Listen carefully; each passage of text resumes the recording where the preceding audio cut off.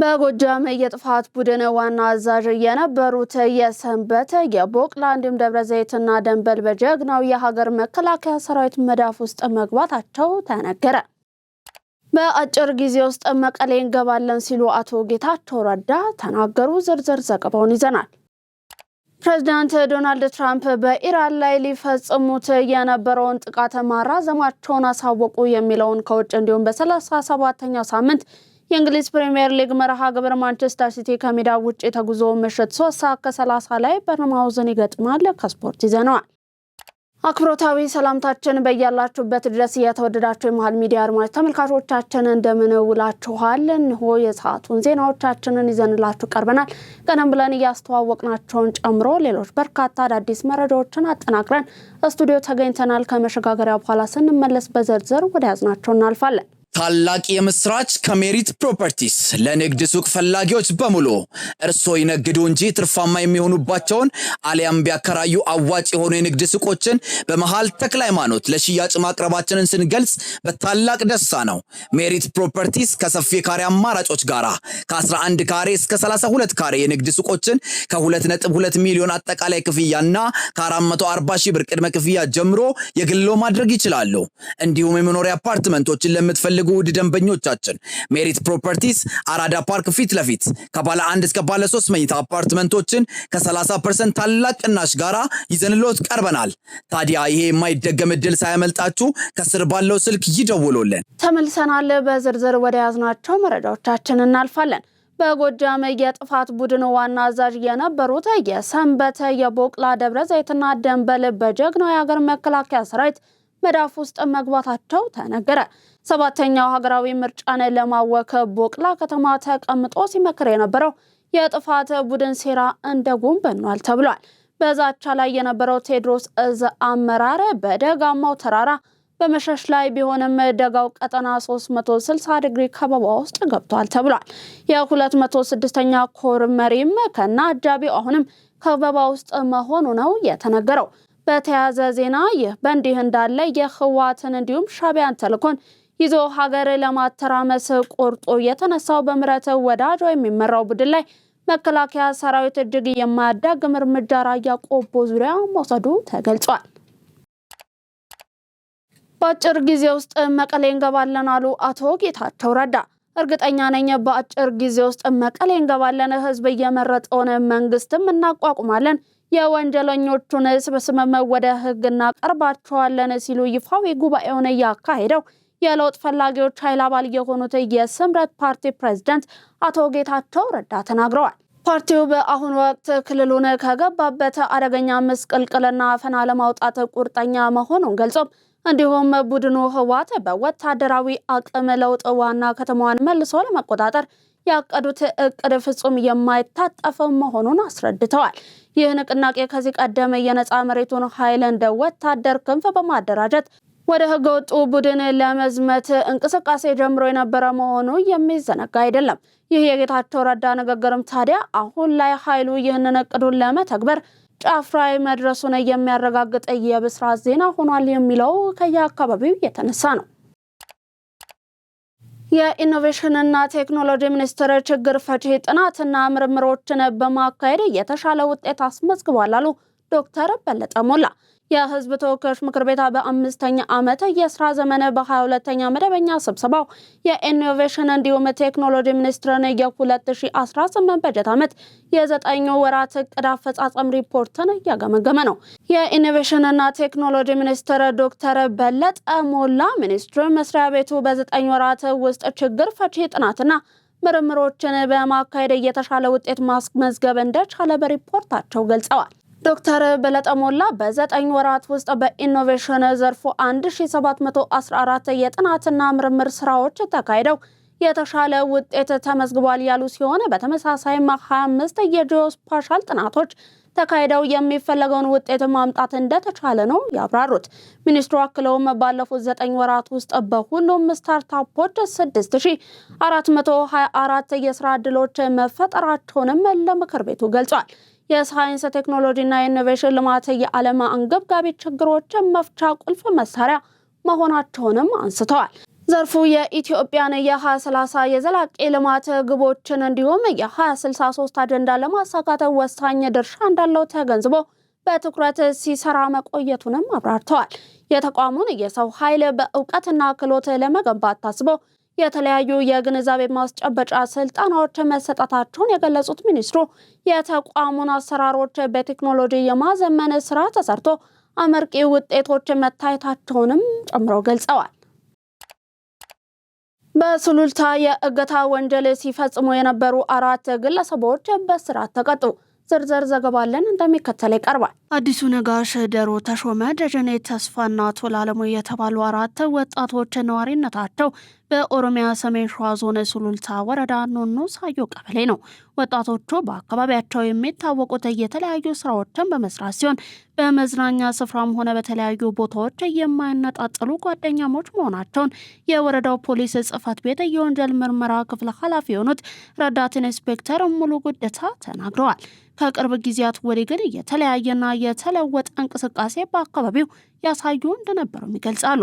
ወጣቶቹ በአካባቢው ማህበረሰብ ውስጥ ትዝብት ውስጥ ወድቀው ባሉበት ወቅት ጥር 5 ቀን 2017 ዓ.ም ምሽት አልጌ ሰዮ በተባለ ስፍራ ያልተፈቀደ የጦር መሳሪያ በመታጠቅ በአካባቢው ነዋሪ የሆኑትን 4 ግለሰቦች አግተው በመውሰድ ከ100 እስከ 200 ሺህ ብር ድረስ ቤተሰቦቻቸው እንዲያመጡላቸው በማስገደድ ቆይተዋል። ከጥቅምት 21 እስከ ጥር 5 ቀን 2017 ዓ.ም በዚሁ አካባቢ ለ4 ወራት የእገታ ወንጀል ሲፈጽሙ በመቆየት ገንዘብ ቤተሰቦቻቸውን ጠይቀው የሰጡትን ሲለቁ መክፈል አንችልም ያሉትን ደግሞ ልጆቻቸውን ጭምር በማገት ተደራራቢ ወንጀል ሲፈጽሙ እንደነበረ በማስረጃ ተረጋግጧል።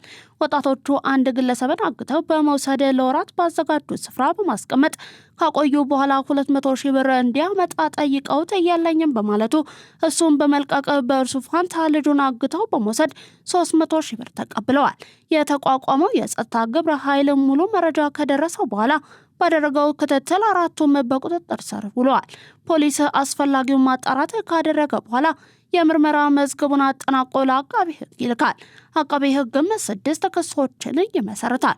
ክሱን የተመለከተው የሰሜን ሸዋ ዞን ከፍተኛ ፍርድ ቤት 4ቱ ተከሳሾች በሰላማዊ ሰው መሃል ገብተው ህገወጥ የጦር መሳሪያ ታጥቀው ጨለማን ተገን በማድረግ ከፍተኛ የውንብድና ተግባር በመፈጸማቸው ግንቦት 8 ቀን 2018 ዓ.ም በኋላው ችሎት እያንዳንዳቸው በ18 ዓመት እስራት እንዲቀጡ የወሰነባቸው መሆኑን ረዳት ኢንስፔክተር ሙልጌታ ጨምረው ተናግረዋል። የአዲስ አበባ ከተማ አስተዳደር ከባኮ ከተማ ልምድ በመቀመር የከተማ እድሳት ስራዎቹን አጠናክሮ ይቀጥላል ሲሉ ከንቲባ አዳነች አቤቤ ገለጹ። የአዲስ አበባ ከተማ አስተዳደር በአዘርባጃን ባኩ ከተማ የተደረገውን የልማት ተሞክሮን በመውሰድ ታሪክን እንዲሁም ቅርሶችን ጠብቆ የማቆየት እንዲሁም ዘመናዊ የኮሪደር ልማትን የማስፋፋት ስራውን አጠናክሮ እንደሚቀጥል ከንቲባዋ አክለው ገልጸዋል።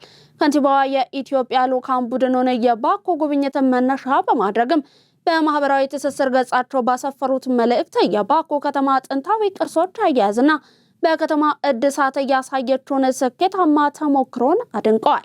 በተለይም ባኮ ጥንታዊቷ ከተማ በሚል የሚታወቀውን ታሪካዊ ስፍራ በጥንቃቄ በማደስ ለቱሪዝም ክፍት ማድረጓን እንዲሁም ቀደም ሲል የቁራ ከተማ ይባል የነበረውን ጎስቋላ ስፍራን በማፍረስ ነጭ ከተማ በተሰኘው ውብ እንዲሁም ዘመናዊ መልክ መገንባቷ እንደ አርአያነት አንስተዋል። ይህ የከተማው እድሳት ሂደት የአዲስ አበባን እንዲሁም የኢትዮጵያን ተሞክሮ የሚያንጸባርቅ መሆኑን የገለጹት ከንቲባ አዳነች አቤቤ በኢትዮጵያ ታሪክን እንዲሁም ቅርሶችን በመጠበቅ እንዲሁም ጎስቋላ አካባቢዎችን በአዲስ መልክ በመገንባት ላይ እንደሚገኙ ገልጸዋል። በዚህም በቅርስ ጥበቃ ረገድ በፒያሳ እንዲሁም በ4 ኪሎ አካባቢ የሚገኙ ጥንታዊ ቅርሶችን የመጀመሪያውን ሲኒማ ቤት፣ ማዘጋጃ ቤቱን፣ ብሔራዊ ቤተ መንግስትን እንዲሁም የተለያዩ ሐውልቶችን በማደስ ለቀጣዩ ትውልድ የማሻገር ስራ እየተከናወነ መሆኑን ጠቁመዋል። በተለይም እንደ ሐረር ጀጎል ግንብ፣ የጅማ አባ ጅፋር ቤተ መንግስት፣ የላሊበላ ውቅር አብያተ ክርስቲያናት እንዲሁም የጎንደር ፋሲል ቤተ መንግስት ያሉ ታላላቅ ቅርሶችን መጠገንና መታደስ እንደሚገኙበትም አንስተዋል። በኮሪደር ልማት በኩል ደግሞ ጎስቋላ እንዲሁም ለመኖር ምቹ ያልነበሩ አካባቢዎችን በማፍረስ በምትኩ ዘመናዊ እንዲሁም ምቹ የመኖሪያ እንዲሁም የስራ ቦታዎችን የመገንባት ስራን በተሳካ ሁኔታ እየተከናወነ መሆኑን አብራርተዋል። የአፍሪካ ህብረት ለሰባተኛው ጠቅላላ ምርጫ ታዛቢዎቹን እንደሚያሰማራ አስታወቀ። ዝርዝር ዘገባውን ተመልክተን እንመለስ። በሰባተኛው ጠቅላላ ምርጫ ላይ እንደ አፍሪካ ህብረትና ኢጋድ ያሉ ድርጅቶች እንደሚሳተፉ ከሀገር ውስጥ ባለፈም የውጭ ታዛቢዎች እንደሚገኙ እንዲሁም 1131 የሚሆኑ የመገናኛ ብዙሃን ባለሙያዎች እንደሚሳተፉ የኢትዮጵያ ብሔራዊ ምርጫ ቦርድ በቅርቡ በሰጠው መግለጫ ማስታወቅ ይታወሳል።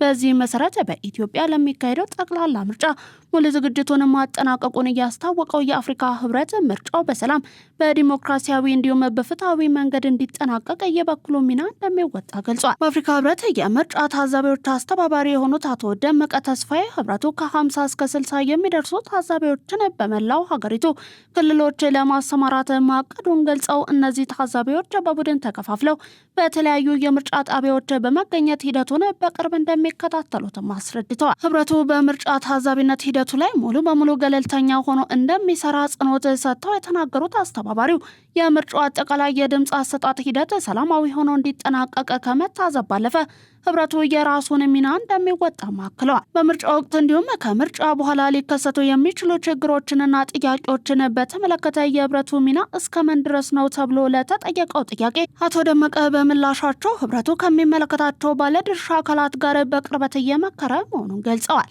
ማንኛውም ችግር ቢፈጠር በሀገሪቱ ህግ እንዲሁም ደንብ መሰረት እንዲፈታ ህብረቱ ክትትል እንደሚያደርግና የአፍሪካ ህብረት መቀመጫው መዲና አዲስ አበባ ላይ መሆኑ የምርጫ ታዛቢነት ሚናውን ልዩ ትኩረት እንደሚያገኝ አድርጎታል ብለዋል። በሰባተኛው ጠቅላላ ምርጫ ከሀገር ውስጥ ከተለያዩ አደረጃጀቶች የተወጣጡ ታዛቢዎች ከመኖራቸው ባለፈ እንደ አፍሪካ ህብረት እንዲሁም ኢጋድ ያሉ ዓለም አቀፍ ተቋማትን በታዛቢነት እንደሚሳተፉ ነው የታወቀው።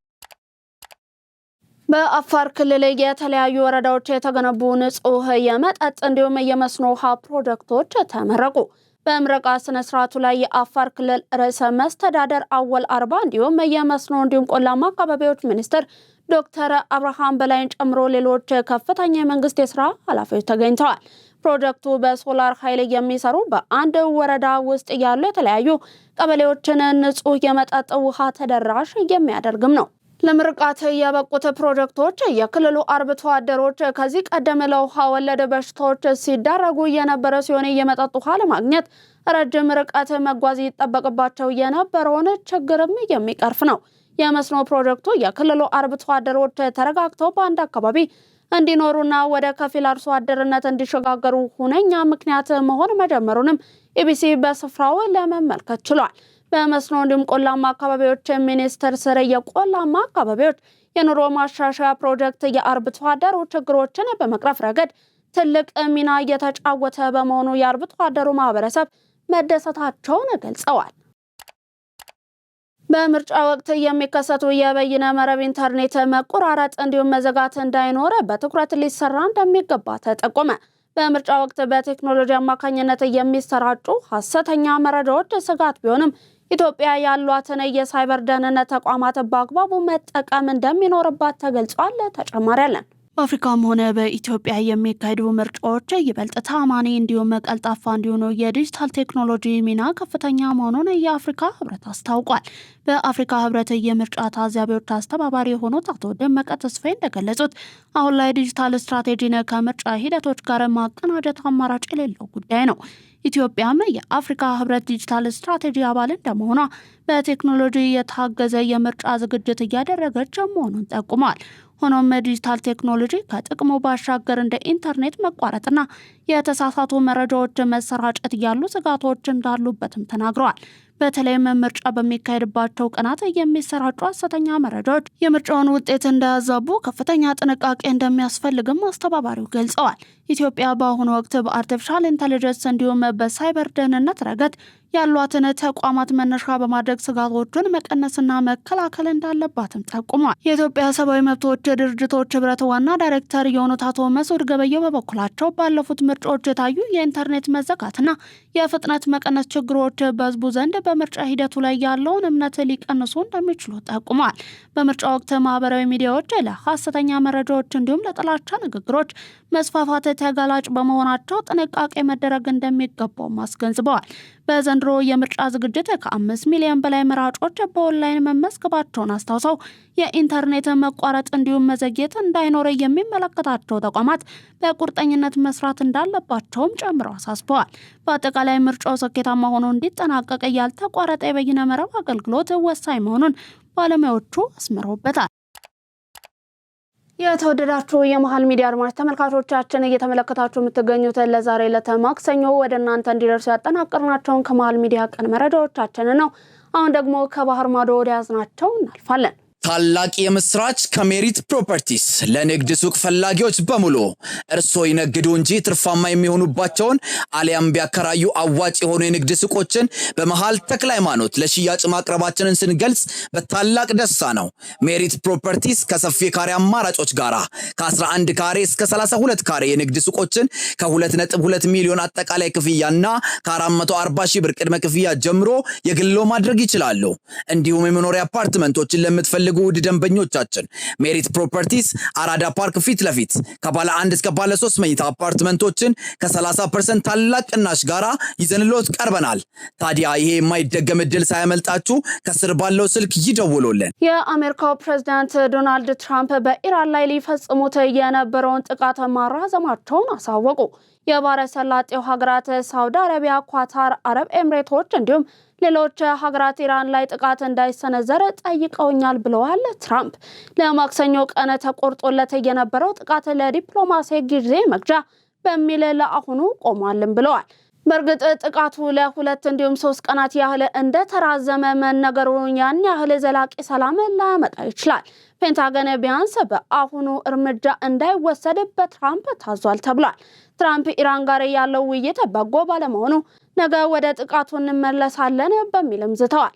የትኛውም ስምምነት ቴህራን ኒውክሌር ቦምብ እንዳትታጠቅ ማድረግ አለበት የሪፐብሊካኑም እምነት ነው። ፕሬዝዳንቱ በትሩዝ ሶሻል ሚዲያ ገጻቸው ላይ ባስተላለፉት መልእክትም ተቀባይነት የሌለው ሐሳብ ኢራን የምትቀርብ ከሆነ የጦር ሚኒስትሩ ወይንም ፔንታገን ወደ ጥቃት ለመመለስ በተጠንቀቅ ላይ እንደሚቆምም ተናግረዋል።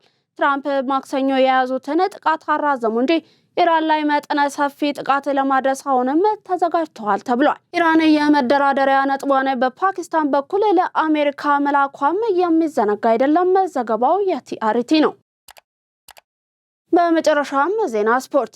በ37ኛ ሳምንት የእንግሊዝ ፕሪሚየር ሊግ መርሃ ግብር ማንቸስተር ሲቲ ከሜዳ ውጪ ተጉዞ ምሽት 3:30 ላይ በርንማውዝን ይገጥማል። በአሰልጣኝ ፔፕ ጋርዲዮላ የሚመራው ማንቸስተር ሲቲ በሊጉ የዋንጫ ፉክክር ውስጥ ለመቆየት የሚያደርገው ፍልሚያ ተጠባቂ ነው። ማንቸስተር ሲቲ በምሽቱ ጨዋታ ነጥብ የሚጥል ከሆነ አርሰናል የ38ኛ ሳምንት ጨዋታውን ሳያደርግ የሊጉ ሻምፒዮን መሆኑን ያረጋግጣል። በርንማውዝ በበኩሉ የአውሮፓ መድረክ ተሳትፎ ቦታውን ለማግኘት የሚያደርገው ፉክክር በጨዋታው ይጠበቃል።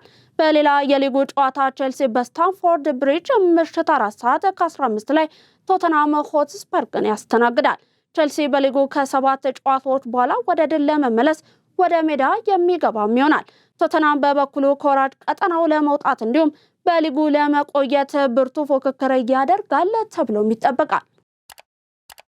የተወደዳችሁ አድማጭ ተመልካቾቻችን ለዛሬ ለማክሰኞ ወደ እናንተ እንዲደርሱ ከመሃል ሚዲያ ያጠናቀርናቸውን የቀን መረጃዎቻችንን አበቃን። ምርጫችሁ አድርጋችሁን አብራችሁን ተጉዛችሁ ስላደመጣችሁን እጅግ እናመሰግናለን። ዜናውን ላይክ እና ሼር፣ ሚዲያችንን ሰብስክራይብ በማድረግ ቤተሰብነታችሁን ታጠነክሩ ዘንድ የአክብሮት ግብዣችን ነው። በዩቲዩብ ባለፈ በቲክቶክ፣ በፌስቡክ፣ ቴሌግራም ገጾቻችን ተጨማሪ የመሃል ይዘቶችን መመልከት እንደምትችሉ ከወዲሁ ለመግለጽ እንወዳለን። በኔ ቦታ በቃው። ሰናይ ቀን ተመኘን።